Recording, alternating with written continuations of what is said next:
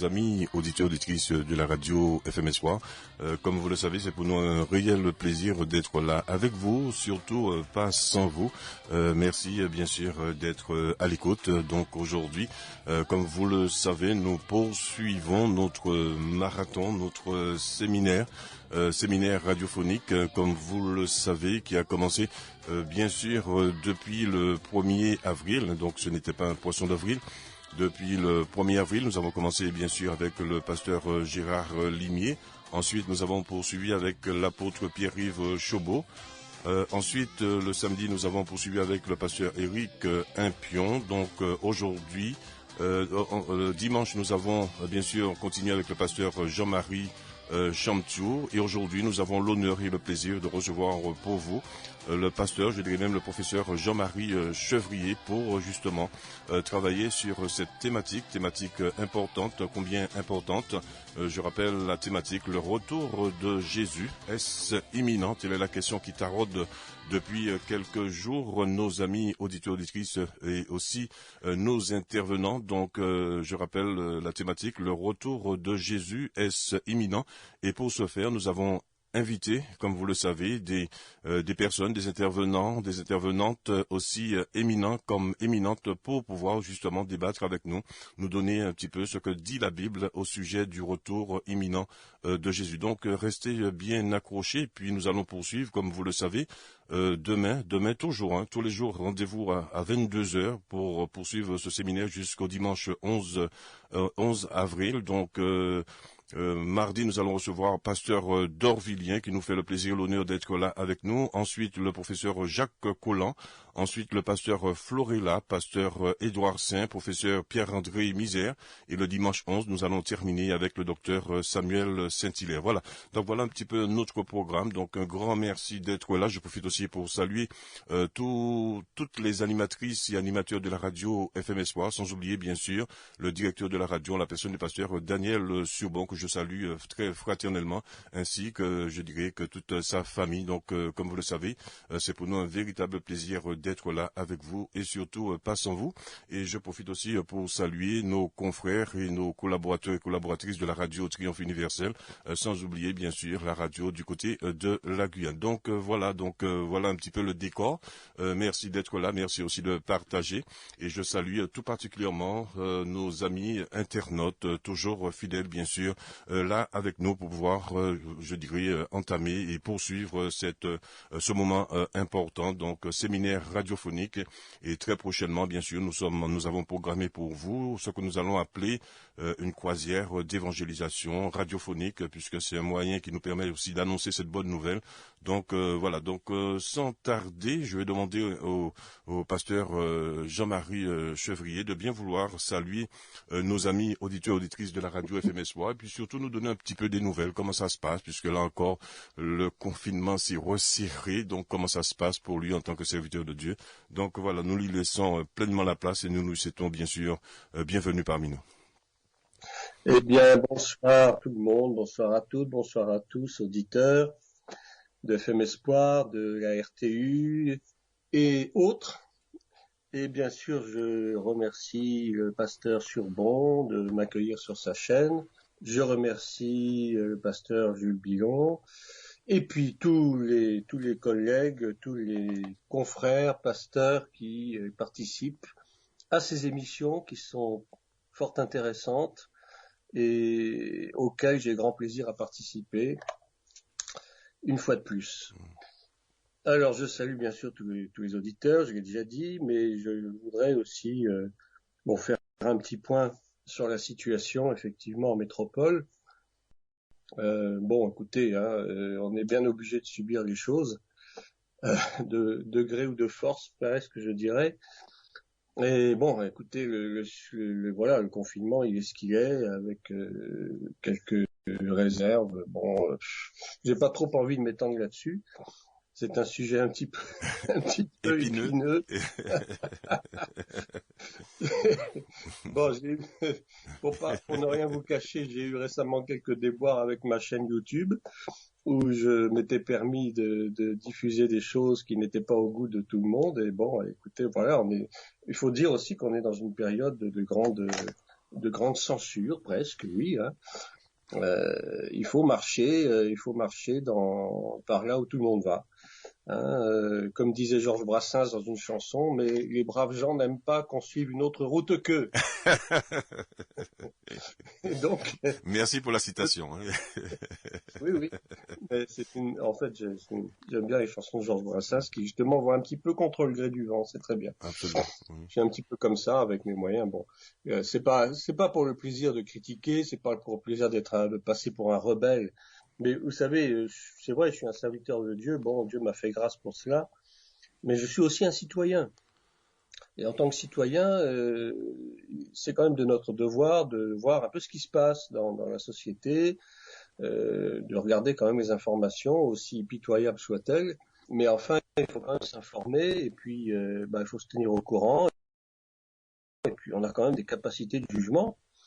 Je suis désolé, et puis bon, peut-être qu'on peut dire des choses qui sont pas forcément du goût de tout le monde, mais en tant que citoyen, on a le droit aussi d'émettre notre opinion sur les situations. Il faut reconnaître que la situation devient de plus en plus critique, de plus en plus désagréable. Quand on voit tous ces commerces qui sont fermés et on comprend même pas pourquoi, alors que les transports en commun sont bondés, ça n'a aucun sens. On ferme les écoles, on comprend pas pourquoi non plus. Et bon, enfin, tout ça, ça n'a pas grand sens, à mon avis. Je n'irai pas plus avant, mais, vous aurez très bien compris que je m'insurge quand même contre ce système qui est un système, il faut le dire, dictatorial. Hein, puis voilà. À votre avis, professeur Chevrier, est-ce qu'il y avait d'autres moyens? Est-ce que finalement l'intention n'est pas louable? Bien sûr, je souscris du fait que c'est vrai qu'on a le sentiment au XXIe siècle de ne pas pouvoir faire plus de 10 kilomètres. Ça nous pose, je trouve ça un peu problématique sur le plan des droits de l'homme, hein, sur ce que nous avons chanté, la liberté, les droits de l'homme, tout ça. C'est vrai que là, ça nous interroge.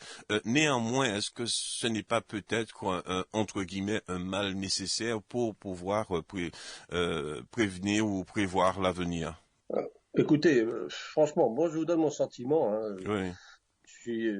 J'écoute beaucoup certains scientifiques, certains médecins que je trouve tout à fait raisonnables, sensés et intelligents, et sages surtout. Et je pense que il y a des moyens médicaux, scientifiques, de soigner d'abord les gens qui sont atteints de cette maladie, parce qu'il ne faut pas le nier, le virus existe bel et bien. C'est pas une vue de l'esprit. Mais il y a moyen de soigner les gens. Mais le problème, c'est que j'ai l'impression qu'on ne les soigne pas. En tout cas, je ne crois pas qu'on fasse exactement ce qu'il faut pour éviter justement qu'il y ait cet encombrement dans les hôpitaux dont on nous rabat les oreilles tous les jours. Et puis il y a aussi un problème politique. Pourquoi a-t-on supprimé tant de lits d'hôpitaux alors que justement ces lits d'hôpitaux sont plus que nécessaires dans les temps qui viennent? Et je crois que là, il y a un non-sens quelque part. Il y a un non-sens quelque part. Maintenant, vous dire que le confinement a des effets bénéfiques, franchement, je n'en sais rien. Je n'en sais rien. Je crois qu'au dire de certains scientifiques bien informés, ce serait plutôt un mal, parce que ça empêche finalement qu'il y ait une immunité collective qui se fasse. Et vraiment, je trouve que ça n'a pas grand sens. Maintenant, vous savez, les décisions politiques, je pense pas qu'on puisse influer dans un sens ou dans l'autre.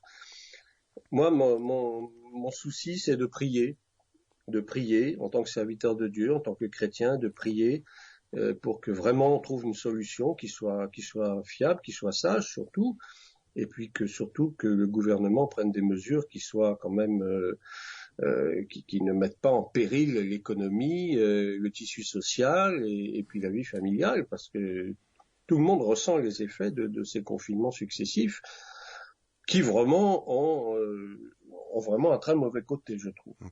Néanmoins, je vous taquine aussi un petit peu, mais je sais que vous allez dire ce que vous pensez, c'est la raison pour laquelle que je vous pose la question. Paul nous invite à nous soumettre aux autorités. Mmh. Donc, ça, j'attendais votre question. Je savais que vous alliez me la poser. Mais écoutez, oui, bien sûr que la Bible dit qu'il faut être soumis aux autorités, parce que les autorités viennent de Dieu. Maintenant, il dit aussi que les magistrats ont été institués par Dieu pour punir les coupables, faire régner la justice. Mais ma question est de savoir, est-ce que ces magistrats sont vraiment des serviteurs de Dieu? Parce qu'en fait, Paul dit que oui, les magistrats sont des serviteurs de Dieu, mais serviteurs de Dieu, ça veut dire des gens qui ont la crainte de Dieu. Mais est-ce qu'à votre avis, ces gens-là ont vraiment la crainte de Dieu pour en fait, on condamne facilement plus l'innocent et on absout facilement le coupable dans notre société actuelle. Et je pense que là, il y a une faille qui est quand même importante. Alors, être soumis, oui, d'accord, on est soumis, mais jusqu'à un certain point, j'ajouterais. Oui, mais dans ce cas, vous posez un autre problème. C'est vrai que nous, en tant que croyants, en tant que chrétiens, je dirais évangéliques, on est très loin de la politique, voire du politique. On fait pas de la politique, donc la place est toujours vacante. Donc, si nous ne prenons pas nos responsabilités, il faut bien qu'il y ait des personnes à la manette. Bah oui, bien sûr, je suis d'accord, mais quand vous dites qu'on fait pas de politique, bon, écoutez, moi je connais des chrétiens très engagés dans le ministère et qui veulent bien s'engager aussi du point de vue politique, et ça n'a rien de répréhensible en soi. Absolument. Si c'est vraiment pour rechercher le bien de la nation, le bien de leur prochain, c'est tout à fait louable. Bon, moi-même, ça m'intéresse pas tellement la politique, mais je vous dis, en tant que citoyen, je m'intéresse quand même de près à ce qui se passe dans mon pays. Absolument. Voilà. Et donc, pour en revenir à cette histoire d'autorité, souvenez-vous que maintenant, on voit les chrétiens évangéliques comme étant des brebis noires, hein, comme des brebis galeuses, hein, d'après les dernières déclarations de notre ministre de l'Intérieur. Écoutez, quand les disciples ont commencé à prêcher l'Évangile et que les autorités civiles sont venues les réprimander, les mettre en prison, et leur interdire surtout de continuer à prêcher au nom de Jésus, eh bien, qu'est-ce qu'ils ont répondu?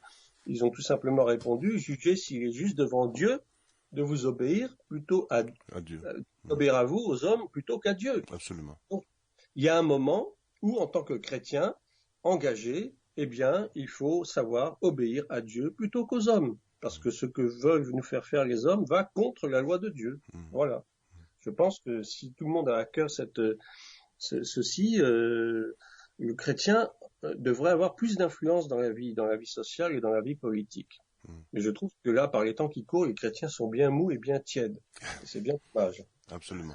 En tout cas, merci pour cette parenthèse. Hein. Donc, c'est vrai que les nouvelles sont un peu moroses. Hein. Donc, c'est vrai que j'avais pas pris conscience vraiment des 10 kilomètres, mais lorsqu'on prend conscience que dans un pays aujourd'hui, au XXIe siècle, on a le sentiment, mais je porte pas de jugement de valeur, mais on a le sentiment vraiment que notre liberté, il y a une forme d'entrave à la liberté du citoyen, et c'est vrai que ça peut être problématique par la suite. Mais bon, on ferme la parenthèse. Donc en tout cas, merci d'être là, surtout merci d'avoir accepté notre invitation pour ce séminaire radiophonique. C'est pour nous un véritable plaisir de vous recevoir sur la radio FM Espoir, et surtout nous reconnaissons votre disponibilité. Vous vous rendez, malgré tout ce que vous avez à faire, vous vous rendez disponible pour être avec nous. Donc c'est pour nous vraiment un plaisir. Aujourd'hui, donc, la thématique, le retour de Jésus, est-ce imminent? Telle est la question qui nous taraude depuis quelques jours. Donc, je vous laisse pleinement la place, professeur Jean-Marie Chevrier. Prenez votre temps, et après quoi, nous aurons quelques questions en fin de parcours. Voilà. En tout cas, merci d'être là, et puis je vous laisse pleinement la place. Merci, c'est un plaisir pour moi. Je vais essayer de répondre à cette question, qui est quand même une question pas si facile que ça. Mais qui est une question vraiment intéressante et qui est fort d'actualité, évidemment. Le retour de Jésus est-il imminent? Je dirais, ça fait pratiquement 2000 ans qu'il est imminent. Alors, si on veut déjà définir un petit peu les termes, imminent, qu'est-ce que ça veut dire? Eh ben, imminent, c'est quelque chose qui doit se produire incessamment, très prochainement, qui est proche, voilà. C'est vrai que du temps des apôtres, on pensait déjà que le retour du Seigneur allait arriver d'un instant à l'autre. Alors ça, c'est déjà une première chose. Ensuite, concernant le retour du Seigneur, qu'est-ce qu'on entend par retour du Seigneur? En fait, le mot retour du Seigneur, qui est aussi ce qu'on appelle l'avènement du Seigneur, ça vient du grec la parousia. Parousia, qui signifie, donc on dit en français parousie, qui signifie donc avènement, arrivée, apparition, présence.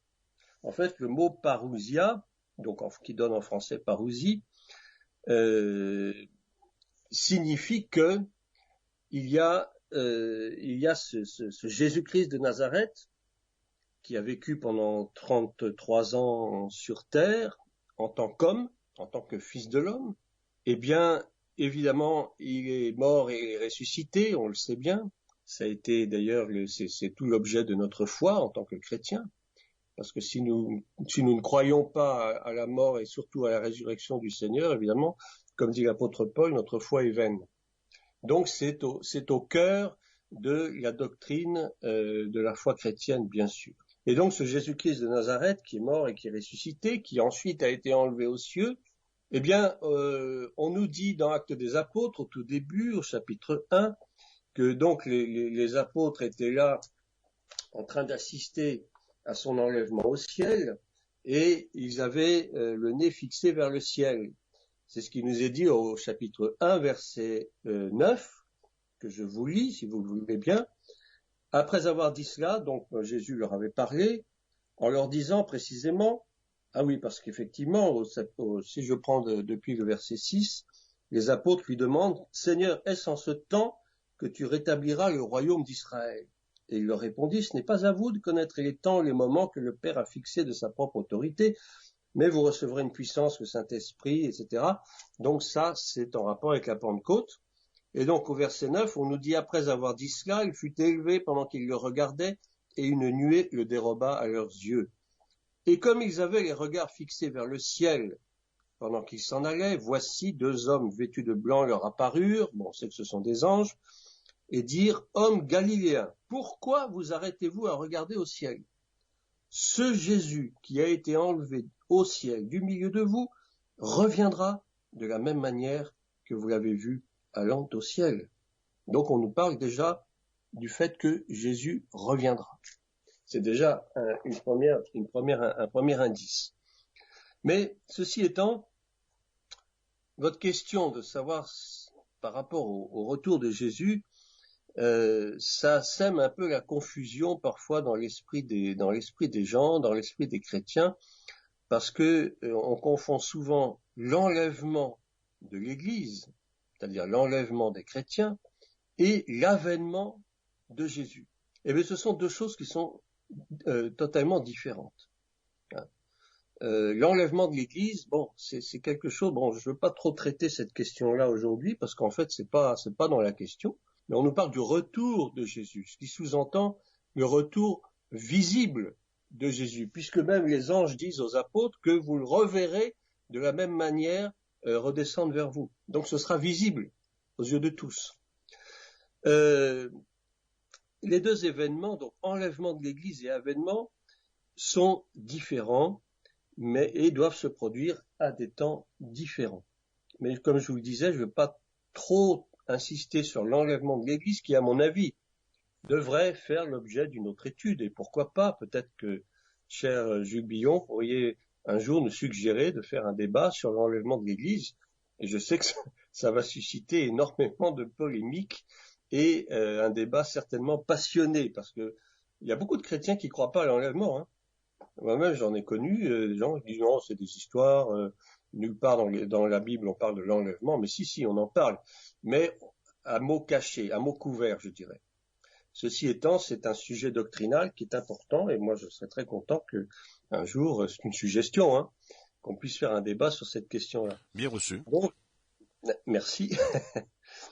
Donc, en fait, parce que beaucoup disent que oui, on ne sait pas si l'enlèvement aura lieu avant la grande tribulation, parce que vous savez qu'il y aura une grande tribulation, pendant la grande tribulation, ou à la fin de la grande tribulation. Et en fait, ça donne lieu à parfois même à des disputes et à peut-être pas à des pugilats, mais enfin pas loin, parce que vous avez les adversaires de l'enlèvement pré-tribulationniste, et puis ceux qui disent que ça passera à la fin. Bon, je vais vous dire franchement, moi j'ai mon opinion là-dessus, mais je vous la partagerai pas ce soir. Voilà. Et ce soir, on va parler de l'avènement du Seigneur. À mon avis, c'est plus intéressant. Alors, on va regarder, si vous voulez bien, le chapitre 24 de l'évangile de Matthieu, où justement Jésus parle de beaucoup de choses. Il parle de beaucoup de choses, il s'adresse à ses disciples qui d'ailleurs lui ont posé une question, parce qu'il faut savoir c'était des hommes qui avaient quand même une curiosité assez aiguisée, et il demande au Seigneur, après lui avoir fait admirer, n'est-ce pas, la magnificence du temple de Jérusalem, hein, il dit ça au début, comme Jésus s'en allait au sortir du temple, ses disciples s'approchèrent de lui pour lui en faire remarquer les constructions. Mais il leur dit, voyez-vous tout cela? Je vous le dis en vérité, il ne restera pas ici pierre sur pierre qui ne soit renversée. Je pense qu'ils n'ont pas dû comprendre tout de suite. Ensuite, on nous dit, il s'assit sur la montagne des Oliviers, et les disciples vinrent en particulier lui faire cette question, dis-nous, quand cela arrivera-t-il? Et quel sera le signe de ton avènement et de la fin du monde? C'est-à-dire qu'il lui pose 3 questions en une. Il dit, dis-nous, quand cela arrivera-t-il? 1. Deuxièmement, quel sera le signe de ton avènement? 2. Et enfin, quel sera le signe, en fait, de la fin du monde? 3. Et ce à quoi Jésus va leur répondre, prenez garde que personne ne vous séduise. Parce que c'est là, justement, le danger. Le danger de la séduction, le danger des opinions toutes faites, et le danger aussi des fausses doctrines. En fait, donc, les disciples posent à Jésus 3 questions. La première, c'est la date de la destruction du temple de Jérusalem, car il s'agit bien de cela. Puisque Jésus leur dit, mais il ne restera pas pierre sur pierre. Ça veut dire que l'édifice va forcément s'écrouler. Deuxièmement, il lui pose la question d'avoir un signe de son avènement. Et puis troisièmement, il lui demande un signe de la fin du monde. Et en fait, si on réfléchit bien, c'est la première question qui implique les autres. Effectivement, on sait, historiquement c'est prouvé, on le sait, on a des certitudes, que le temple de Jérusalem a bien été détruit par les armées romaines de Titus en 70. C'est-à-dire après, oui, à peu près 40 années, à peu près après la résurrection du Seigneur. Tout ça, ça se passe au temps de l'Église primitive. Et donc, en fait, c'est à partir de cette date de la destruction du temple que, en réalité, les événements qu'on appelle les temps de la fin vont s'accélérer jusqu'au temps marqué, c'est-à-dire jusqu'à aujourd'hui et probablement jusqu'à demain. Alors, maintenant, je vais vous lire un passage du prophète Daniel. Et on va s'attacher un petit peu à ce que dit Daniel, parce que c'est fort intéressant, et c'est vraiment, je crois, en rapport direct avec justement les événements de la fin et du retour du Seigneur. Nous allons prendre Daniel chapitre 9 au verset 24, qui nous dit ceci. 70 semaines ont été fixées sur ton peuple et sur ta ville sainte, c'est-à-dire Jérusalem, pour faire cesser les transgressions, mettre fin au péché, pour expier l'iniquité et amener la justice éternelle, pour sceller la vision et le prophète, et pour oindre le Saint des Saints. Alors, si vous permettez, on va revenir un petit peu sur ces fameuses 70 semaines de Daniel, qui, en fait, vont nous donner une clé majeure pour justement comprendre les temps de la fin. Beaucoup se perdent dans cette histoire des temps de la fin. On confond les temps de la fin du monde, alors que ce sont 2 choses différentes aussi. Alors, selon le prophète Ézéchiel, on sait que Dieu utilise le principe d'un jour pour un an. Donc, si on fait un calcul, eh bien, 70 semaines de 7 jours, ça nous donne 490 ans. 70 fois 7. Ce sont ces 490 années qui serviront à ce que Daniel dit en 9-24, c'est-à-dire particulièrement le dernier point de la prophétie, qui est oindre le Saint des Saints. Alors, qu'est-ce que ça veut dire, oindre le Saint des Saints? Ben, on sait que le Saint des Saints, c'est la partie du temple qui est la plus secrète, je dirais, la plus sainte, effectivement. Saint des Saints, ça veut dire ce que ça veut dire, et lequel seul le grand sacrificateur pouvait se rendre une fois par an pour faire l'expiation des péchés. Et on peut forcément penser que, en l'occurrence, il s'agit bien de Jésus, en tant que Messie, qui va lui-même oindre le lieu le plus saint du temple, c'est-à-dire le Saint des Saints, Mais à quel moment, vous allez me demander? Eh bien, justement, pendant le règne millénaire, c'est-à-dire pendant le règne où il va régner littéralement sur le monde pendant 1000 ans. Et ces 1000 ans auront lieu à l'issue des 7 années de règne de l'Antéchrist et de la Grande Tribulation. Mais la Grande Tribulation, en fait, bibliquement, n'a pas lieu pendant les 7 années, elle a lieu uniquement pendant la seconde partie de 3 ans et demi de la Grande Tribulation, c'est-à-dire 42 mois en fait, ou 1260 jours si vous voulez. Donc quand on revient à cette histoire des 70 semaines, eh bien ça coïncide avec le Messie qui va prendre sa place légale en tant que roi sur la terre pendant 1000 ans. Alors, je vais continuer avec le verset 25 de Daniel 9. Oui, ça va être un peu technique, mon discours aujourd'hui, mais écoutez, excusez-moi, mais je pense qu'il faut pas, il faut quand même, évidemment, se baser sur ce que dit la Bible et ne pas s'amuser à faire des hypothèses gratuites qui n'ont pas de fondement. Alors, Daniel 9, 25, nous dit, « Sache-le donc et comprends. » On sait que c'est Gabriel qui s'adresse au prophète. « Sache-le donc et comprends.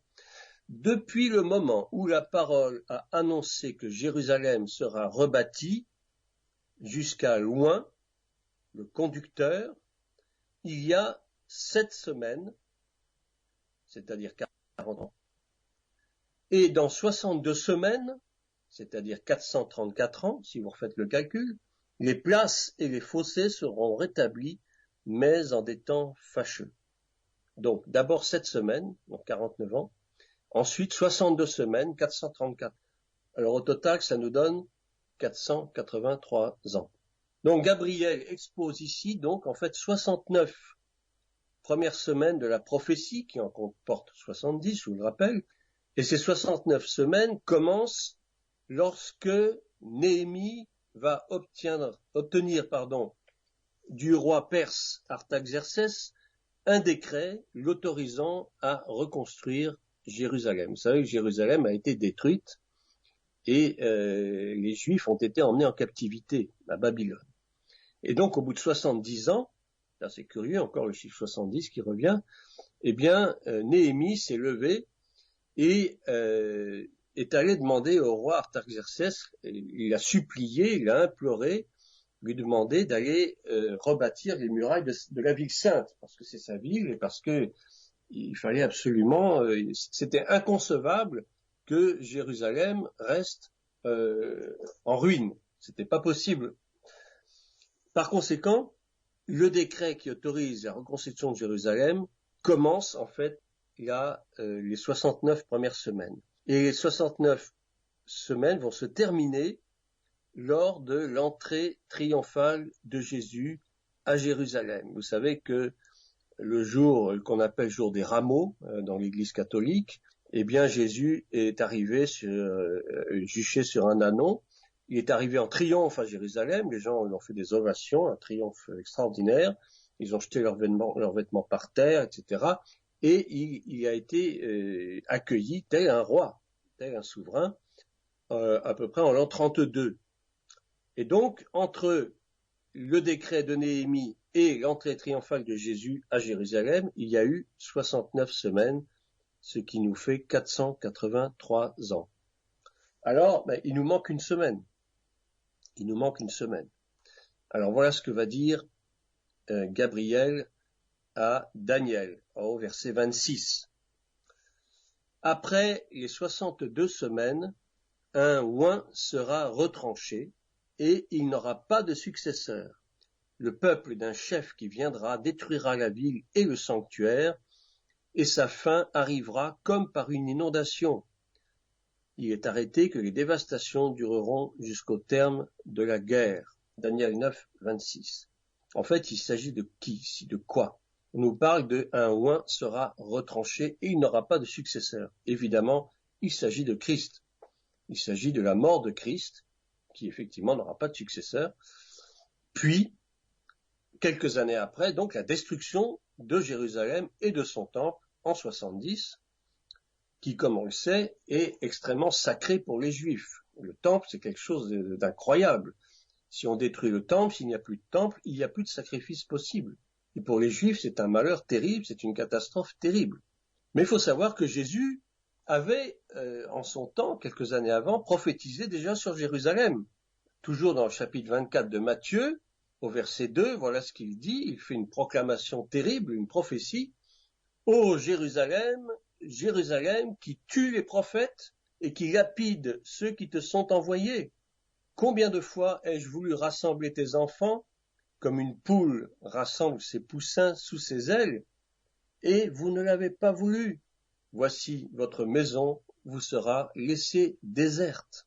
C'était une prophétie, effectivement, sur la destruction de Jérusalem et du temple. Donc la dernière semaine des 70 semaines va en fait nous amener jusqu'à notre époque contemporaine et va nous apprendre que nous ne sommes plus loin, en effet, du retour, c'est-à-dire de l'avènement de notre Seigneur. Alors, pour une première réponse à la question, le retour du Seigneur est-ce imminent? Je répondrai oui, c'est imminent, mais je répondrai aussi, nous ne savons pas encore quand. Et ce sont des choses que nous allons développer petit à petit. Donc, on a eu les premières 69 années prophétiques, et puis il s'est écoulé un délai considérable depuis l'achèvement de la 69e semaine jusqu'à aujourd'hui, puisqu'il y a eu les 2000 ans, qu'on appelle le temps de la grâce, les 2000 ans qui vont prendre fin petit à petit. Nous sommes encore dans le temps de la grâce, mais plus pour très longtemps en fait. Et donc la prophétie de Daniel même nous donne un indice quant au commencement de cette importante et dernière 70e semaine. Et quand cette 70e semaine commencera, eh bien, nous aurons les 7 années de plus avant le retour de Jésus-Christ. C'est-à-dire que vous avez bien compris que le retour de Jésus-Christ se fera à l'issue des 7 années, c'est-à-dire lorsque la 70e semaine sera achevée. Donc dans cette dernière semaine prophétique de 7 ans, prophétisée par Daniel, eh bien nous verrons toutes choses prophétisées pour la fin des temps s'accomplir selon ce calendrier, selon le calendrier de Dieu. Et on peut dire que nous sommes effectivement très proches de cette période de la dernière semaine. Qu'est-ce qu'il manque encore? Eh bien, il manque l'essentiel, je dirais. Il manque la manifestation visible de l'homme du péché, celui que la Bible appelle l'antéchrist. Et cet antéchrist, je vous dirais, il est pas loin à arriver. Il est encore dans l'ombre. Mais l'esprit de l'antéchrist, c'est pas l'antéchrist lui-même en tant qu'être humain possédé par Satan, mais l'esprit de l'antéchrist règne déjà dans le monde. Et ça ne date pas d'aujourd'hui. Cet esprit de l'antéchrist agit dans le monde et agit aussi dans l'Église depuis des siècles. Absolument depuis des siècles. Vous allez trouver que j'exagère, mais c'est la vérité. L'esprit de l'antéchrist règne partout. Et cet esprit de l'antéchrist consiste justement à blasphémer Dieu, à mépriser la loi de Dieu, à évidemment mépriser tous ceux qui croient en Dieu et qui appliquent, qui sont obéissants à la loi divine. Et donc, l'apparition visible de l'antéchrist va se faire un jour. Je ne dis pas que ce sera demain, je ne dis pas que ce sera après-demain, ce sera peut-être dans une semaine ou dans un mois ou dans un an. Je ne sais pas. Mais ce qu'il faut savoir, c'est que, au regard des événements actuels, eh bien, on constate qu'il y a un accroissement du mal et du péché. Il y a un refroidissement du monde chrétien. Il y a une apostasie grandissante dans l'Église, une immoralité galopante à tous les niveaux, y compris dans l'Église. Et tout cela, ce sont des signes. Ce sont des signes que l'esprit de l'antéchrist est véritablement à l'œuvre. Satan est en train de mener le monde à sa perte. Et nous en sommes très conscients, particulièrement dans les événements que nous vivons actuellement avec cette affaire de pandémie qui ne veut pas s'arrêter. Et nous voyons qu'effectivement, le monde est complètement bouleversé. Le monde marche, j'allais dire, sur la tête. Et on peut effectivement penser que nous sommes dans les derniers temps où le mal se fait de plus en plus visible. Alors ce monde qui est perdu, ce monde aspire à une libération quelque part. Mais malheureusement, ce qui lui est proposé, c'est pas du tout le plan de Dieu, mais plutôt une fausse promesse d'une soi-disant liberté qui en fait ne sera qu'un esclavage organisé, une soumission sans réserve à un système économique, social, financier, sanitaire même, qui anéantira toute forme d'autodétermination. Et ce système, bien sûr, il est mis en place petit à petit, nous le voyons, avec cette dictature sanitaire. Les gens n'y comprennent rien, les gens sont paniqués, et puis d'un autre côté, on voit que les gens se soumettent de plus en plus. Ils sont de plus en plus résignés. Au début, il y avait quand même une certaine résistance. Le fait de porter le masque, on nous disait que c'était inutile, après on nous a dit que c'était indispensable. Et puis maintenant, il y a ce problème de la vaccination qui est arrivé. Vous savez, la parole de Dieu nous donne vraiment les clés de tout ce qui se passe dans notre monde contemporain, je crois, mais il faut lire ça avec les yeux de l'esprit. Et donc tout ce remue-ménage, si je peux dire, c'est un faible mot, qui se passe dans notre monde actuellement, ce ne sont peut-être que les commencements des douleurs, ce n'est que le commencement des douleurs, mais tout cela nous indique clairement que nous arrivons au terme d'une période où, effectivement, il va falloir être extrêmement vigilant, il va falloir être extrêmement attentif, parce que les choses bougent de plus en plus, et je dirais, oui, Christ est à la porte. Christ est à la porte, il n'attend que le moment, j'allais dire le top départ, pour pouvoir revenir, mais avant qu'il revienne, il y a encore des choses qui doivent se passer. C'est pour ça que je vous dis d'emblée que c'est pas demain qu'il va revenir, ni après-demain. Il y a encore des choses qui doivent se passer. Et donc, nous sommes dans un système d'esclavagisme économique, social, etc. Et ce système, il est dirigé par l'esprit de l'antéchrist, évidemment. Cet antéchrist que Daniel appelle le dévastateur. En ce qui concerne l'Église, eh bien, nous sommes dans les temps d'apostasie. Apostasie, c'est-à-dire l'abandon progressif de la foi. On enseigne facilement des fausses doctrines. Vous avez des faux pasteurs, des faux apôtres, des faux évangélistes, des faux tout ce que vous voulez, mais vous avez aussi des faux chrétiens. Et l'apostasie, elle est là. Et on peut dire même qu'elle a débuté pratiquement depuis l'an 313, lorsque l'empereur Constantin Ier, empereur romain, a promulgué le fameux édit de Milan, qui décrétait donc le christianisme en tant que religion d'État. Religion d'État. Ça veut tout dire. Ça veut dire que finalement tout est permis. L'État autorise tout à partir du moment où vous lui faites allégeance, tout simplement. Et donc, à ce moment-là, le paganisme, sous toutes ses formes, les doctrines hérétiques, ont commencé à affluer et à pervertir l'Église de Christ qui avait progressivement perdu de vue les directives du Saint-Esprit qui étaient données dans l'Église primitive qu'on trouve en Actes des Apôtres. L'Église s'est pervertie de siècle en siècle.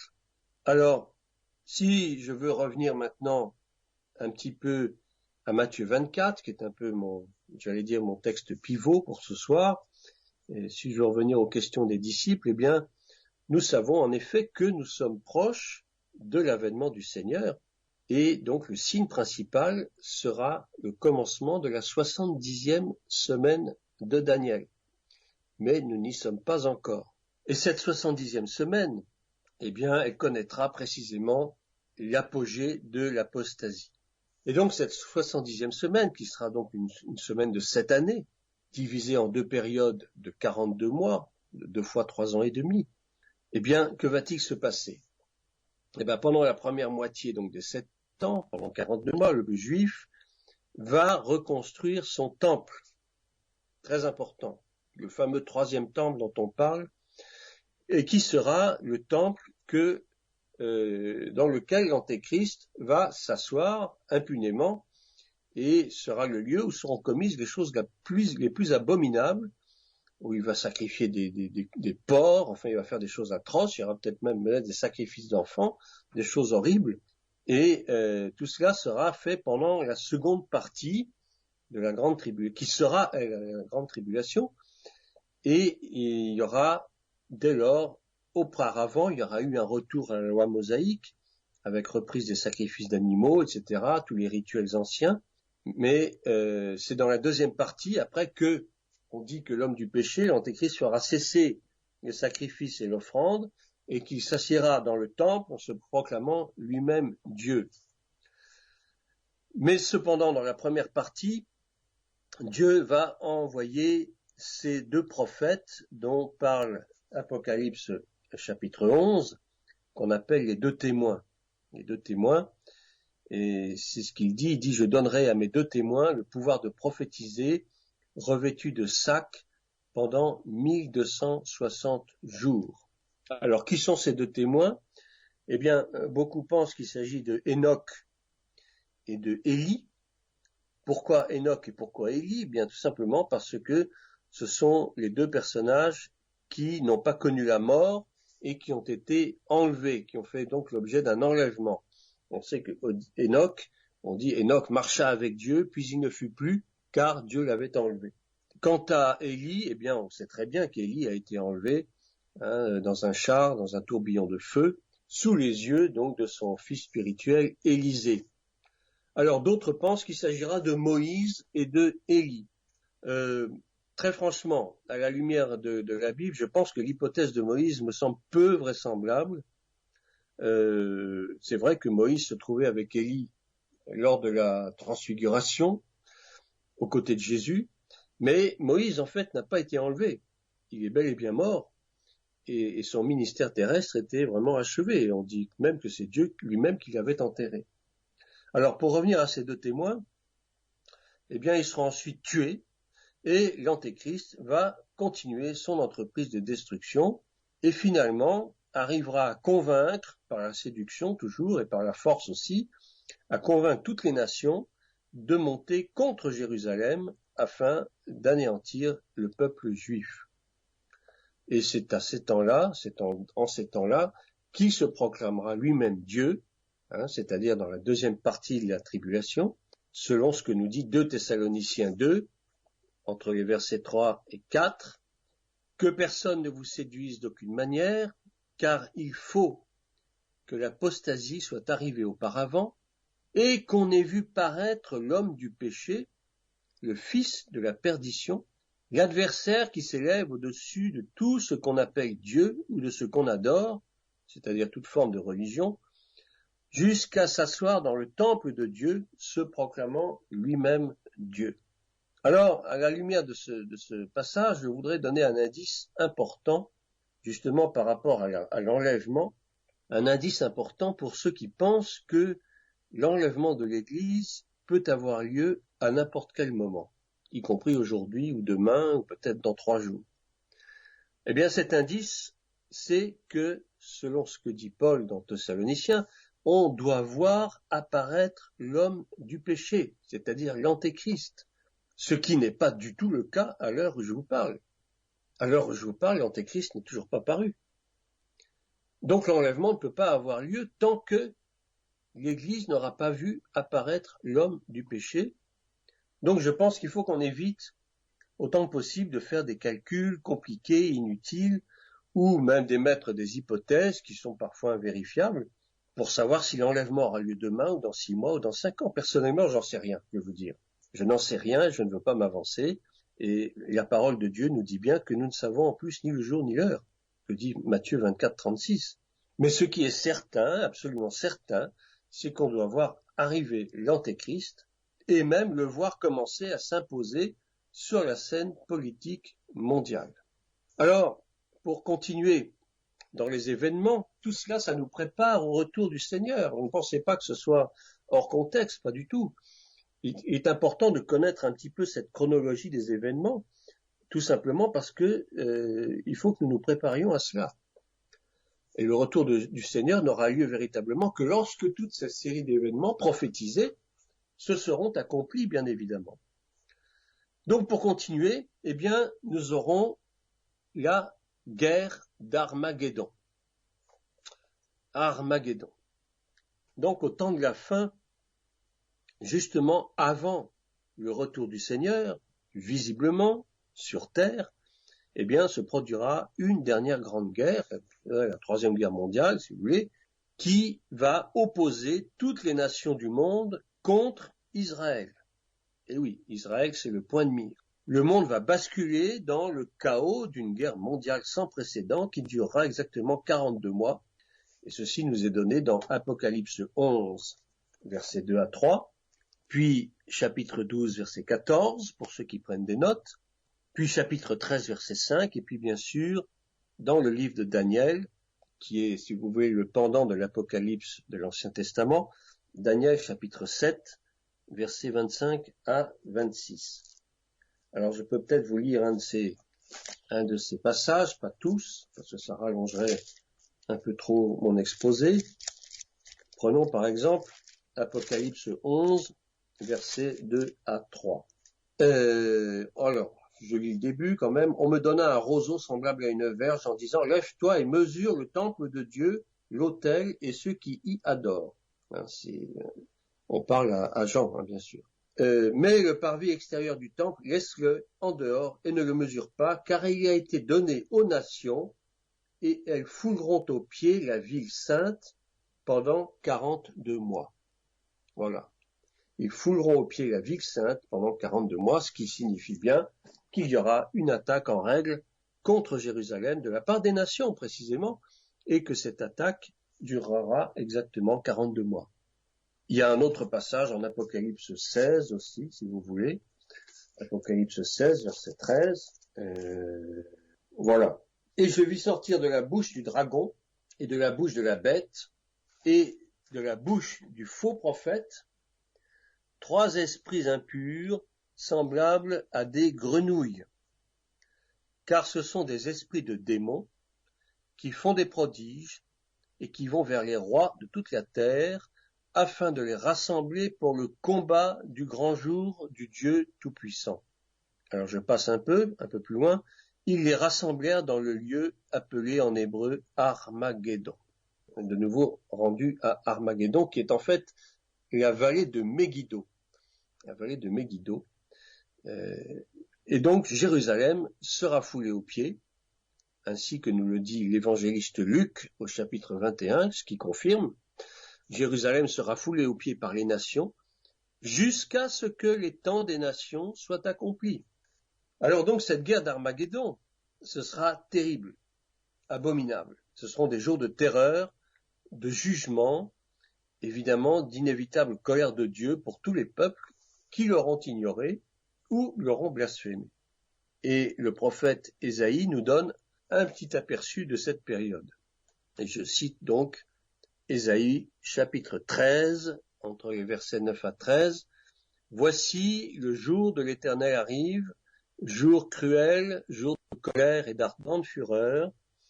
Les étoiles des cieux et leurs astres ne feront plus briller leur lumière, le soleil s'obscurcira dès son lever, et la lune ne fera plus luire sa clarté. Je punirai le monde pour sa malice, je rendrai les hommes plus rares que leur faim. J'ébranlerai les cieux, et la terre sera secouée sur sa base, par la colère de l'Éternel des armées, au jour de son ardente fureur. Voilà, ces jours terribles qui s'annoncent, que l'on appelle également les troubles de Jacob. Pourquoi? Eh bien parce que précisément ça va se passer en Israël. Et donc ces mêmes événements, Jésus lui-même va les reprendre en Matthieu 24 toujours, entre les versets 15 à 30, que je ne vais pas vous lire, ce serait trop long, mais vous pourrez bien entendu les lire par vous-même. Je vous donnerai simplement la fin, si vous voulez, le verset 30 de ce passage qui nous dit « Alors le signe du Fils de l'homme paraîtra dans le ciel avec puissance et une grande gloire, et il reviendra pour quoi faire? Eh bien, précisément pour mettre un terme à cette guerre d'Armageddon. Il va mettre un terme à cette guerre, il va détruire les armées de l'Antéchrist, et il va les envoyer balader, lui et son faux prophète, dans les temps de feu et de soufre pour l'éternité. Et donc ensuite au verset 32, Jésus nous dit aussi, il nous propose encore un signe. Vous voyez, il y a beaucoup de signes, et selon le problème, on ne fait pas toujours attention aux signes. Il nous propose un signe qui est celui-ci, instruisez-vous par une comparaison tirée du figuier, alors le figuier représentant Israël. Dès que ces branches deviennent tendres et que les feuilles poussent, vous connaissez que l'été est proche. Voilà. Donc tout cela, ça nous incite à être vigilants, ça nous incite à être observateurs des temps et des saisons et des événements. Tout ça, ça ne nous parle pas d'enlèvement, mais ça nous parle bel et bien du retour du Seigneur, de ce événement à la fin donc de ce temps de tribulation. Alors bien sûr, nous pouvons espérer, c'est notre espérance, bien sûr, que l'enlèvement de l'Église se produira avant cette affreuse période de la colère de Dieu. On espère échapper à la colère. La Bible nous dit quelque part que Dieu ne veut pas nous soumettre à la colère. Mais en fait, rien ne peut affirmer de façon certaine que ça se produira juste avant. Et Jésus lui-même, en fait, ne donne pas beaucoup d'indications précises sur le sujet de l'enlèvement. Il n'en parle pas énormément. Il parle plutôt du retour, il parle plutôt des temps de la fin, de son avènement, mais il ne parle pas trop de l'enlèvement. Sauf dans un passage, en Matthieu 24 toujours, au verset 39, quand il compare ce temps à celui de l'époque de Noé.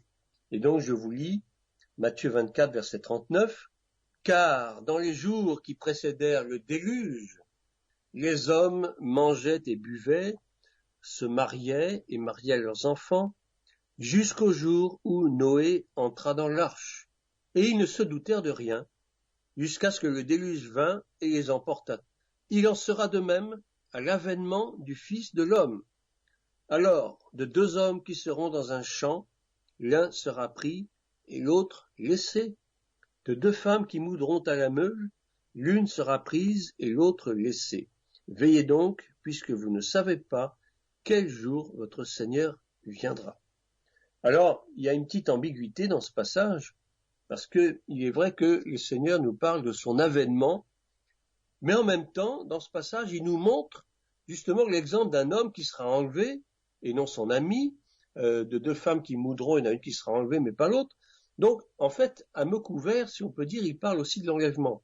Mais s'agit-il réellement de l'enlèvement de l'Église, de l'épouse? Il ne le précise pas, en fait.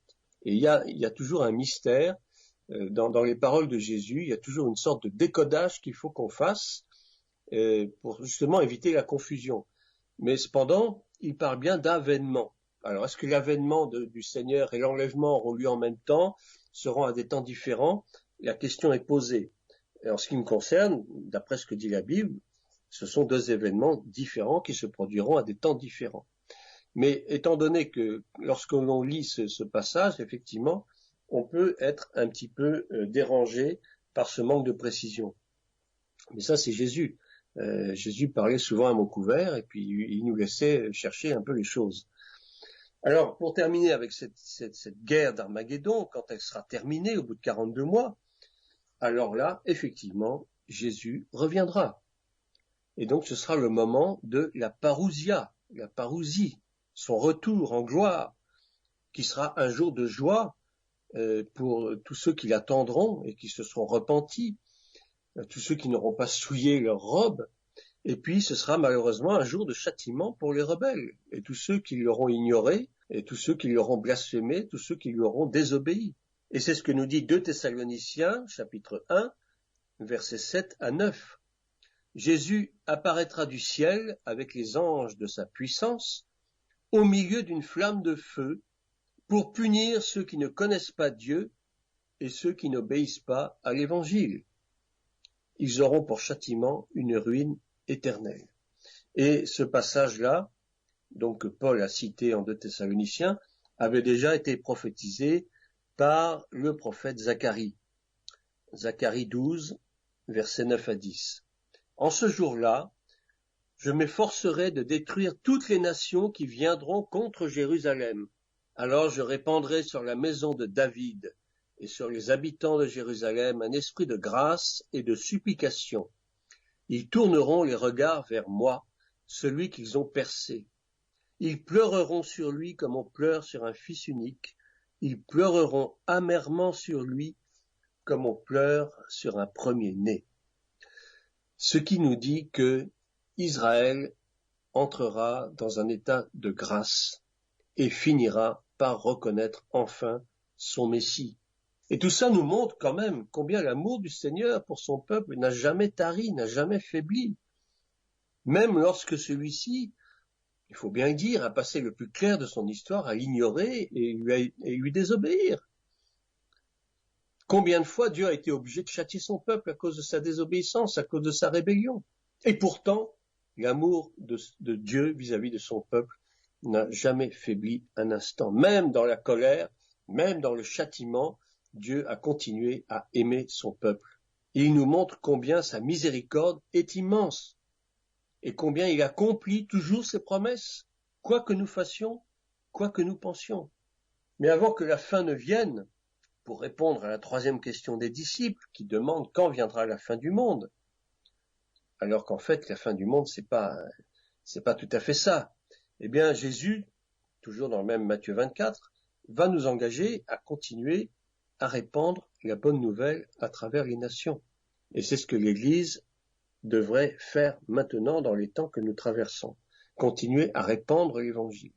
Il dit ceci en Matthieu 24, 14. Cette bonne nouvelle du royaume sera prêchée dans le monde entier pour servir de témoignage à toutes les nations. Alors viendra la fin. Voilà, la fin n'interviendra que lorsque toutes les nations du monde entier auront reçu la bonne nouvelle du royaume. Alors vous allez me dire, oui, mais aujourd'hui c'est vrai que pratiquement tous les pays du monde connaissent l'Évangile, il y a des prédicateurs partout dans le monde. Oui, c'est vrai. Et en cela, on peut dire qu'effectivement, la fin est proche, parce que c'est vrai que depuis plusieurs siècles, l'Évangile est prêché à toutes les nations. Maintenant, avec les moyens modernes dont nous disposons, les moyens de transport modernes, il est de plus en plus facile de voyager et d'annoncer l'Évangile aux nations. Et ça, c'est notre mission. Et je dirais, c'est la mission de la dernière moisson qui s'en vient, parce que nous sommes engagés plus que jamais dans les temps que nous traversons, qui sont des temps difficiles, qui sont les temps précurseurs de ce qui va arriver ensuite. Eh bien, nous sommes engagés, le Seigneur nous engage fortement par son esprit à redoubler d'efforts pour l'évangélisation. Évangélisons, à commencer par nos familles. Je suis bien certain que dans nos familles, il y en a encore qui ne croient pas au Christ, qui ne croient pas au Seigneur, qui ne se sont pas repentis de leurs péchés. Commençons déjà par le comment. Mais il est certain que l'Église a une mission d'importance dans cette période trouble, d'être encore plus hardi au travail pour apporter l'Évangile dans les nations. Et je crois que le Seigneur va certainement nous accorder encore un temps de grâce qui sera peut-être pas très long, ce sera peut-être quelques mois, quelques années, je ne sais pas, pour que nous achevions le travail que lui-même avait commencé à accomplir et dont il nous donne la responsabilité de le terminer. Et ce, depuis que l'Église a commencé à exister. Alors je vais bientôt terminer ce petit exposé. Et pour terminer donc ce sujet, eh bien, je voudrais quand même que l'on se souvienne que la plupart de ce que Jésus a prédit concernant sa venue et donc la fin des temps se rapporte d'abord à Israël. Et puis bien sûr à l'Église. Mais attention, l'Église ne remplace pas Israël. J'insiste là-dessus parce qu'il y a beaucoup de chrétiens, oui encore, qui se trompent en pensant que Dieu a rejeté son peuple définitivement et qu'il s'est tourné par dépit envers l'Église qui servirait donc à remplacer Israël. Mais ça, c'est complètement faux. Dieu a suscité l'Église, pourquoi? Eh bien, simplement afin de provoquer la jalousie de son peuple et l'inciter à revenir à lui. Israël a sa part, l'Église a la sienne. Le rôle d'Israël, ça a été de donner la loi, la Torah, aux nations non juives, d'être une lumière pour les peuples de la terre. Et c'est ce que Jésus leur dit. Il dit, vous êtes la lumière du monde et le sel de la terre. À qui s'adresse-t-il? Il s'adresse aux Juifs. Et c'est ce qui s'est passé dans une grande mesure, il faut le reconnaître. Aujourd'hui, nous voyons de plus en plus de chrétiens qui s'intéressent à Israël, qui aiment Israël, attention, sans tomber dans l'idolâtrie, attention, et qui s'intéressent à l'étude de la Torah. Et moi-même, j'en suis, et c'est une excellente chose, parce que nos racines chrétiennes sont juives. N'est-ce pas ce que Jésus a dit à la Samaritaine en Jean 4, 24? Il lui a dit, le salut vient des Juifs. Et je devrais plutôt dire que les racines de notre foi sont juives, ce qui est à mon avis plus exact. Le rôle de l'Église, par contre, c'est quoi? Eh bien, serait justement de parler du Messie à Israël. Échange de bons procédés. Mais ce Messie, celui justement en qui ils n'ont pas cru, et non pas celui qu'ils espèrent aujourd'hui comme libérateur, le Mashiach, qui n'est pas le vrai Messie, mais ce Mashiach qui va les tromper par le mensonge, par la séduction, qui va se faire passer pour l'un des leurs, et ce Mashiach n'est autre que l'Antéchrist. Alors vous voyez qu'on a du travail, on a vraiment du travail. Avant que le Seigneur revienne, il y a encore du travail. C'est vrai que le retour du Seigneur est imminent, certes, mais comme je disais au début, du temps des apôtres, il était déjà imminent. Et voilà ce que disait Pierre, notamment, dans sa deuxième lettre. Il dit ceci, « Voici déjà, bien-aimés, la seconde lettre que je vous écris. Dans l'une et dans l'autre, je cherche à éveiller par des avertissements votre saine intelligence, afin que vous vous souveniez des choses annoncées d'avance par les saints prophètes et du commandement du Seigneur et Sauveur enseigné par vos apôtres, sachant avant tout que, dans les derniers jours, il viendra des moqueurs avec leurs railleries, marchant selon leur propre convoitise et disant « Où est la promesse de son avènement ?» Car depuis que les pères sont morts, tout demeure comme dès le commencement de la création. C'est 2 Pierre 3, versets 1 à 4. Effectivement, depuis plus de 2000 ans, le retour du Seigneur est imminent. Et nous l'attendons chaque jour, avec encore plus d'impatience. Mais nous savons aussi que pour le Seigneur, un jour est comme 1000 ans, et 1000 ans sont comme un jour, et que le Seigneur ne tarde pas dans l'accomplissement de la promesse, comme quelques-uns le croient, mais il use de patience envers vous, ne voulant pas qu'aucun périsse, mais voulant que tous arrivent à la repentance. C'est toujours Pierre qui parle. Alors si Dieu use de patience envers nous, méchants et rebelles que nous sommes, combien devrions-nous lui rendre grâce pour sa patience, sans laquelle nous risquons d'être surpris par son avènement, justement, si nous n'y prenons garde. Ne soyons pas des vierges folles, imprévoyantes, qui continuent à marcher selon la chair, qui n'ont pas gardé des réserves d'huile pour leurs lampes, comme des insensés qu'elles sont. Ne continuons pas à mépriser les avertissements, que pourtant, qui sont nombreux, et qui nous exhortent à la vigilance, et non au sommeil. Voilà. J'ai terminé cet exposé, j'espère ne pas avoir été trop ennuyeux et pas trop technique non plus. Alors maintenant je voudrais, avant de clore et de rendre la parole au pasteur Jules, je voudrais prier un tout petit peu, et justement pour nous exhorter à être vigilants, prier pour que nous sachions nous tenir prêts pour ce grand jour glorieux, et surtout prier pour que nous résistions, même peut-être jusqu'à la mort, que nous résistions justement sur ces choses terribles qui sont dans le monde actuellement, que nous résistions, que nous gardions la foi.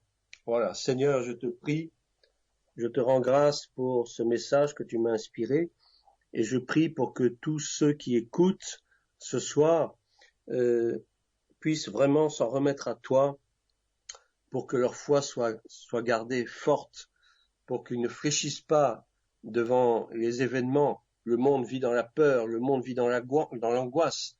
Mais nous qui sommes tes fils et des filles, nous ne devrions pas vivre dans l'angoisse et dans la peur. Mais au contraire, nous regardons, nos yeux sont fixés vers le ciel, nos yeux sont fixés vers toi, Seigneur, et nous avons cette glorieuse espérance, que tu reviens bientôt. Merci, Seigneur, de faire en sorte que nous conservions notre foi intacte. Merci aussi, Seigneur, de nous mettre à cœur, d'apporter la bonne nouvelle du salut à ceux qui sont perdus et qui sont encore nombreux dans ce monde. Merci, Seigneur, de nous équiper pour ce travail. Merci, Seigneur, de nous donner ton onction puissante pour que des âmes soient sauvées, arrachées à la mort, arrachées à l'enfer, pour que des malades soient guéris, pour que nous voyions encore des miracles et des prodiges dans ce temps de l'arrière-saison, dans ce temps de la dernière moisson, parce que nous savons que tu es vivant et que tu agis toujours, hier, aujourd'hui et demain. Merci pour ta grâce, au nom de Jésus. Amen. Amen. Amen. Donc, une fois de plus, un grand merci pour cette intervention. Il est vrai que nous avons quelques questions par rapport justement à votre intervention. D'ores et déjà, un grand merci à vous, professeur Chevrier, pour ce travail. C'est vrai que ça demande un travail en profondeur, notamment sur le plan eschatologique. Et c'est vrai que vous avez employé, vous êtes le premier à avoir employé ce mot qui devrait déjà résonner ici, la question de la parousie, qui est une question essentielle et fondamentale. Comment vous expliquez justement qu'aujourd'hui, dans nos communautés, on parle pas trop de ce sujet, notamment la parousie, et notamment ce travail eschatologique ne se fait plus? Est-ce qu'il y a un découragement? Est-ce que c'est parce qu'antérieurement, il y a eu des interprétations qui ont porté à confusion? Comment vous expliquez, entre guillemets, cette carence dans nos communautés ecclésiales? Parce qu'un tel exposé est très rarissime dans nos communautés. Oui, c'est vrai que, bon, écoutez, je crois que il y a un problème de fond dans l'Église, et je jette la pierre à personne, mais nous sommes tous responsables quelque part de ça. C'est que on veut faire plaisir aux oreilles, et donc on va enseigner des choses qui sont agréables à entendre.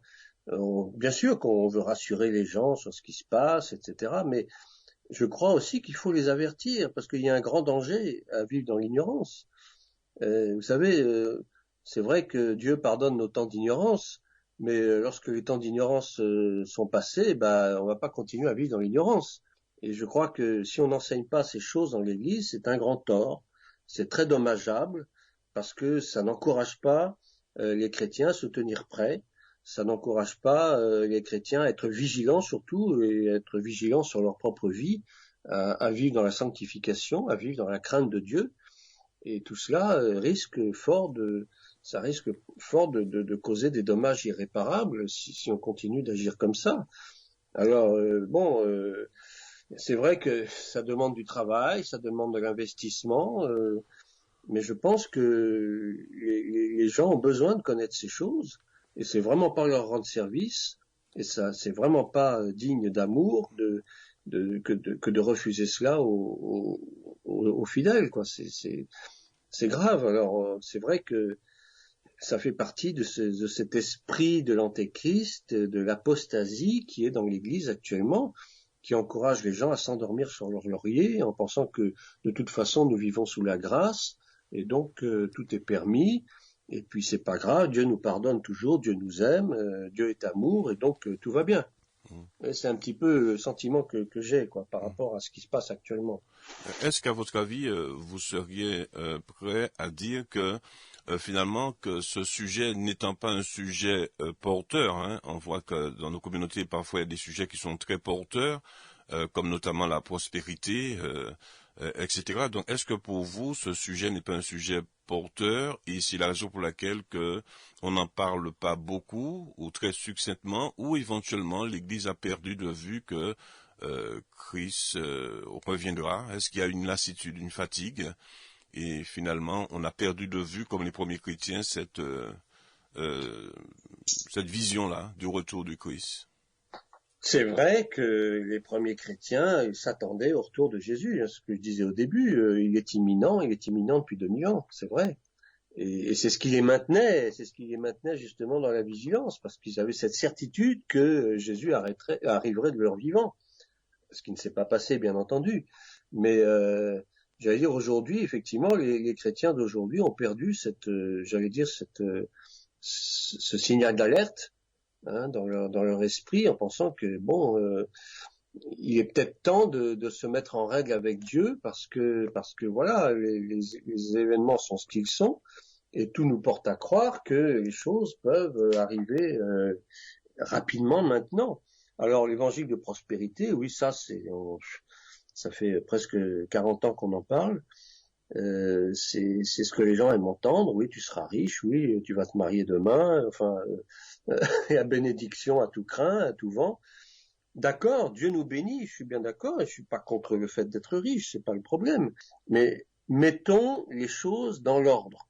Mettons les choses dans les priorités. Qu'est-ce qui est plus important? Notre salut au ciel avec le Seigneur pour l'éternité ou le fait d'avoir des millions qui demain, quand nous mourrons, qu'est-ce qu'on va en faire de ces millions? Donc, vous voyez, à moins de s'en servir pour l'œuvre de Dieu, d'accord, là c'est très bien, je suis d'accord avec ça. Moi, je veux bien être riche pour l'œuvre de Dieu, hein, pour donner aux orphelinats, pour donner aux serviteurs de Dieu, aux églises, si vous voulez, tout ce que vous voulez. Je veux bien ça. Mais qu'on arrête de promettre aux gens des choses qui n'existent pas, qui sont chimériques et qui leur font perdre de vue l'essentiel, c'est-à-dire le salut de leur âme. Le salut de leur âme. Et Jésus lui-même dit, quand le Fils de Dieu reviendra, trouvera-t-il la foi sur la terre? Problème, danger. Je crois qu'il faut mettre vraiment un panneau de signalisation, danger. Hein? Je crois que là, l'Église ne joue pas son rôle. L'Église ne joue pas son rôle et il est grand temps de remettre les pendules à l'heure maintenant, je pense. Et à un moment donné, vous dites, hein, mais vous allez me recadrer, vous allez peut-être reformuler, mais j'ai cru comprendre que vous dites que souvent, nous avons tendance à faire une confusion entre l'enlèvement de l'Église et l'avènement de Jésus. Donc, comment vous expliquez cette confusion, justement? Et par ailleurs, par ricochet, est-ce que l'enlèvement sera antérieur à l'avènement? Ah là là. Je suis un peu taquin, désolé. Hein. Mais ça, je commence à vous connaître. Mais ça ne m'effraie pas à autre mesure. Alors, oui, non, mais comme je disais au début, l'enlèvement et l'avènement, c'est deux choses différentes. Le problème, c'est que souvent, on les confond. On les confond, on dit Jésus revient, ben, ça veut dire quoi, Jésus revient? Oui, il revient. L'Église va être enlevée, oui. Mais alors, on dit que lors de l'enlèvement, Jésus ne reviendra pas sur la terre. Mais nous serons enlevés sur les nuées. C'est ce que l'apôtre Paul dit en Thessaloniciens. Les morts en Christ ressusciteront d'abord, à la dernière trompette. Hein, il s'agit bien de la trompette, la dernière trompette.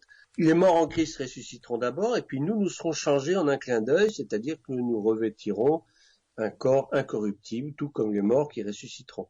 Alors, l'enlèvement, c'est une chose. Maintenant, quand vous voulez placer l'enlèvement, il y a différentes théories, avant, pendant, après.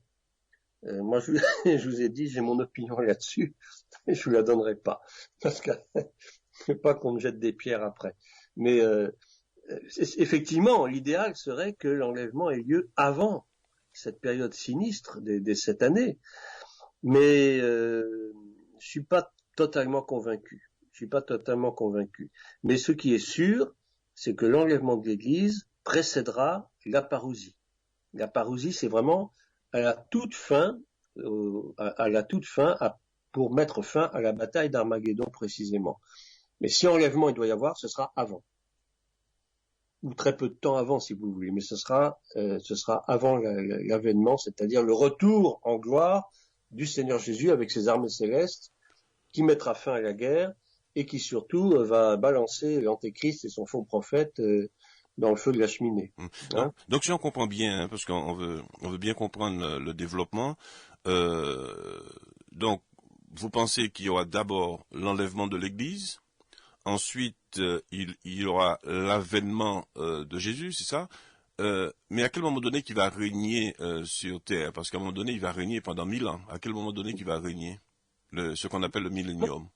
Eh bien, le millénium aura lieu une fois que la bataille d'Armageddon sera terminée, que les morts seront enterrés, enfin ça va prendre un certain temps, et puis le millénium aura lieu à ce moment-là, donc après les 7 ans. Après les 7 ans, après la bataille d'Armageddon, ce sera le millénium, donc 1000 ans de prospérité, de paix, de joie parfaite sur Terre, sur une Terre qui aura été renouvelée, où il n'y aura plus de maladies, ou etc. Enfin, c'est ce que dit le prophète Ésaïe, il en parle.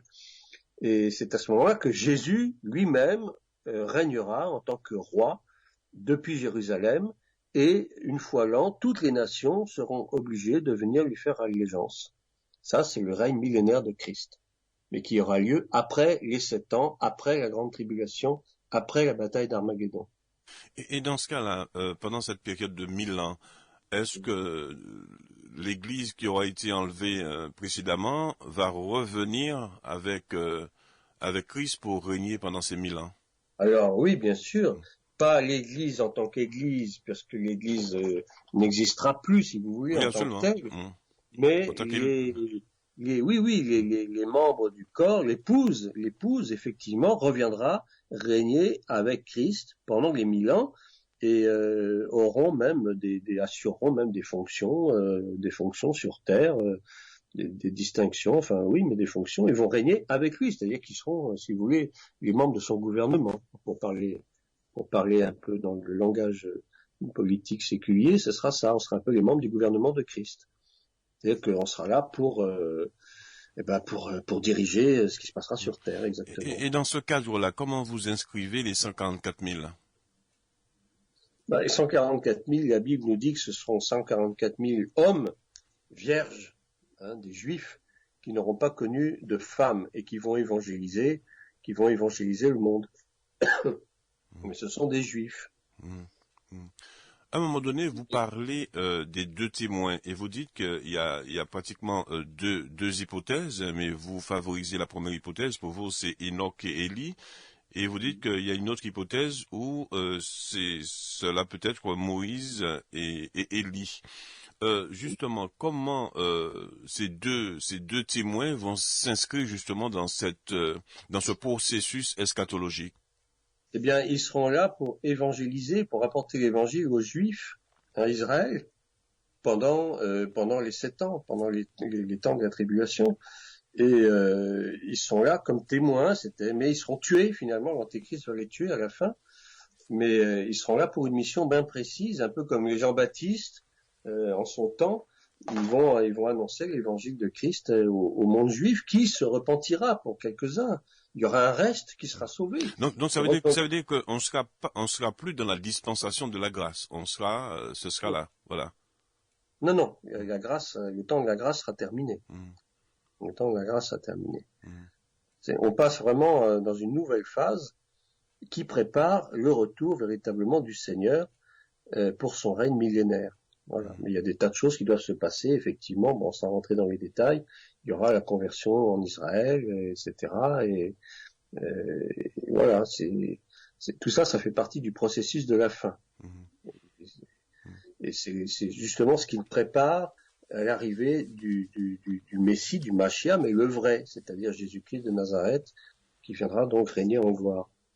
Alors les deux témoins, effectivement, on sait que Moïse et Élie étaient sur la montagne de la Transfiguration aux côtés du Seigneur, une théophanie, une vision en fait. Mais le problème, c'est que moi en tout cas, je pense plutôt à Enoch parce que Moïse en fait est mort. Moïse a achevé son ministère, tandis que Enoch et Élie n'ont pas achevé leur ministère terrestre. Ils ont été enlevés avant. Et je pense que Dieu va les susciter précisément pour qu'ils puissent venir achever ce ministère qu'ils avaient commencé, qui a été interrompu donc par leur enlèvement. Tandis que Moïse, lui, avait vraiment achevé son ministère. Bon, il l'a pas très bien achevé parce qu'il n'a pas pu rentrer en Canaan à cause de sa rébellion. Mais n'empêche que son temps était arrivé et Dieu lui-même l'a enterré. Mais bien sûr qu'on peut très bien penser que ce sera peut-être lui. Je peux pas affirmer, je veux rien affirmer d'ailleurs. Mais pour moi, personnellement, je pense plutôt qu'il s'agira de Enoch et de Élie, en tout cas. C'est vrai que vous avez aussi mis l'accent sur cette guerre. C'est vrai qu'on en parle depuis très très longtemps. La guerre d'Armageddon. C'est vrai que cela fait peur, mais lorsqu'on regarde les nouvelles technologies, est-ce que vous pensez qu'il est encore possible de faire une guerre conventionnelle? On a plus l'impression que la guerre, ça peut être d'autres natures, peut-être plus bactériologique que conventionnelle. Donc, comment on peut entrevoir justement cette guerre d'Armageddon qui est considérée comme, entre guillemets, une troisième guerre mondiale? Et surtout la question, je pense que vous l'avez souligné, mais surtout la question, je pense que l'Église ne sera pas là pour subir tout ça, quoi. On sera déjà enlevé. Eh bien, on peut l'espérer, en tout cas. On peut l'espérer, bien entendu. En principe, elle devrait l'être, effectivement. Ce serait plutôt une guerre, non pas conventionnelle, mais une guerre, j'allais dire, une guerre nucléaire, pourquoi pas. Une guerre nucléaire qui sera dévastatrice, parce que, voilà, on dit que le feu, ce sera le feu. Le feu va consumer les soldats, le feu va consumer les armes, etc. Donc le feu qui vient du ciel, forcément, on peut penser aux bombes thermonucléaires, aux missiles en tout cas, oui, effectivement. Mais guerre conventionnelle, je ne pense pas. Je ne pense pas. À travers tout ce que vous avez développé, et notamment par rapport à cette thématique, puisqu'il ne reste pas beaucoup de temps à passer ensemble, est-ce que au regard de tout cela, on se dit pas quelque chose d'extraordinaire, c'est que finalement Dieu contrôle l'histoire, parce que je pense que la question de fond dans tout cela, certains hommes se donnent le sentiment de contrôler l'histoire, de contrôler les hommes, de contrôler toutes les situations, mais en quelque part, cette thématique nous dit de manière palpable que finalement Dieu est au contrôle, et nous croyons cela devrait nous donner de l'espérance à savoir que Dieu contrôle l'histoire, parce que souvent on a l'impression que l'histoire est contrôlée par des hommes potentiellement au pouvoir, alors que lorsqu'on travaille sur cette thématique, en creux cela nous dit que, rassurez-vous, Dieu contrôle toutes choses. Est-ce que c'est pas là un peu l'espérance du croyant aujourd'hui? C'est l'espérance du croyant, parce que Dieu est le maître des temps et de l'histoire, Dieu est le maître des situations et des événements, et les hommes ne contrôlent strictement rien. Les hommes voudraient contrôler. Les hommes se prennent pour Dieu, et on le voit aujourd'hui. Hein, on le voit aujourd'hui avec cette crise sanitaire, on voit très bien que les hommes cherchent à contrôler. Ils cherchent à contrôler les événements, ils cherchent à contrôler leurs semblables. Mais tout cela, j'allais dire, ça peut pas fonctionner à terme, parce que Dieu, c'est vrai que Dieu permet que ces choses arrivent. Il le permet parce qu'il y a certainement un but. Il y a certainement un but dans cette pandémie. Bon, est-ce que c'est un jugement? Est-ce que c'est une manière d'entrer peu à peu dans une phase de tribulation, de difficulté, particulièrement pour l'Église, parce que regardez, il y a des endroits où les églises sont fermées, on n'a plus le droit de se réunir, donc ça peut être considéré comme une attaque contre l'Église aussi, contre les chrétiens. Mais non, les hommes ne contrôlent strictement rien. Et ce qu'ils croient contrôler, en fait, Dieu est derrière eux. C'est lui qui tire les ficelles, en fait. Et ils l'apprendront à leurs dépens, un jour ou l'autre. Quand ils verront que tous leurs plans vont échouer, parce que je suis bien certain que leurs plans vont échouer, Dieu, lui, a son plan. Les hommes ont leur plan, mais le plan des hommes n'est pas celui de Dieu. Et en fait, Dieu contrôle tout, hein, puisqu'on dit qu'il contrôle même jusqu'au moindre de nos cheveux qui tombent à terre. Donc, à plus forte raison, contrôle-t-il les événements mondiaux. Absolument. Et d'ailleurs, donc il nous reste quelques minutes à passer ensemble. Donc déjà un grand merci aussi à nos internautes, hein, vous qui êtes toujours fidèles. Je salue très fraternellement chaque internaute, vous qui écoutez cette émission. Merci d'être là.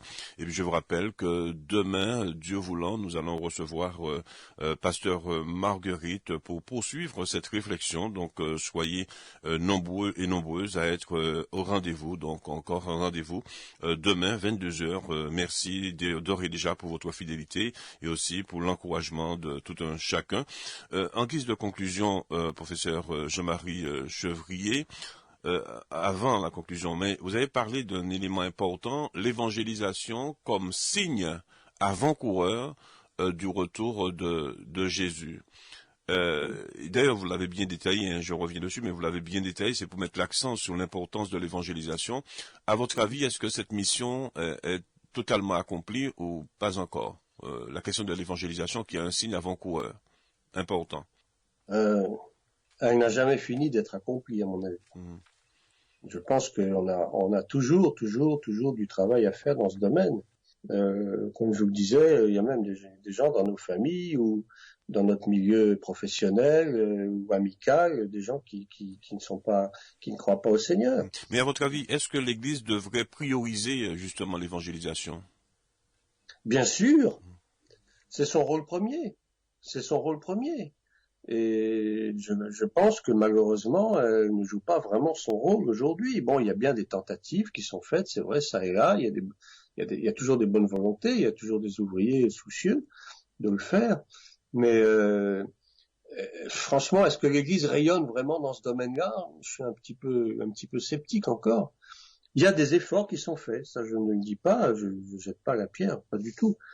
Mais je pense qu'il faut sortir un peu de la paresse, quoi, un peu du un peu j'allais dire du train-train des églises actuellement. On vit un peu dans un train-train, on vit dans des habitudes religieuses, et il faut sortir de là. Il faut vraiment présenter le Seigneur Jésus-Christ comme seul et unique espoir de l'humanité. En fait, le maître mot de l'évangélisation, c'est quoi? C'est présenter Christ comme la seule possibilité de salut pour l'humanité. Mais on présente un Jésus un petit peu, je ne sais pas quoi, un petit peu bonbon, un petit peu bisounours. Là, c'est pas, c'est pas ça qu'il faut. Je crois que il faut, et puis surtout, il faut faire comme Jean-Baptiste. Soyons des Jean-Baptiste des temps modernes. Incitons les gens à se repentir, à demander pardon, à reconnaître qu'ils ont ignoré le Seigneur pendant des années et que maintenant il est temps de revenir à lui parce que les temps sont courts. Parce que les temps sont courts et demain il sera peut-être trop tard. Je crois que vraiment c'est ça, c'est vraiment le cœur de la mission de l'Église, c'est d'évangéliser, c'est de sauver des âmes. Okay. Elle peut le faire de bien des manières. Hein.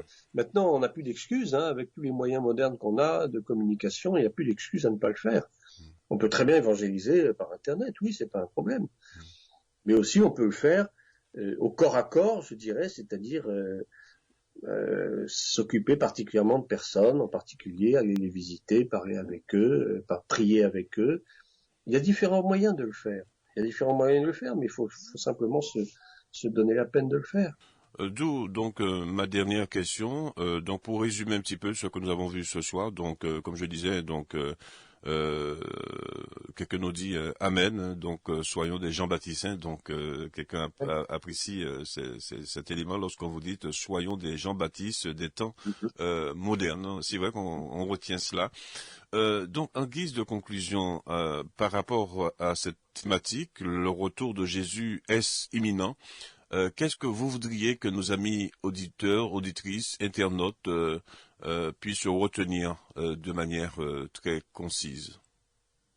En guise de conclusion, il nous reste 2 minutes. Eh bien oui, je réponds fermement et définitivement, oui, le retour de Jésus est imminent, c'est vrai. Mais une fois de plus, je dis, soyons prudents, ne faisons pas de calculs savants. Il est imminent, certes, mais soyons sur nos gardes et préparons-nous. Et surtout, préparons-nous. C'est ça, c'est un temps de préparation nécessaire et indispensable. Mais oui, il est imminent. Il est imminent comme il était déjà du temps des apôtres. Voyez ? Voilà.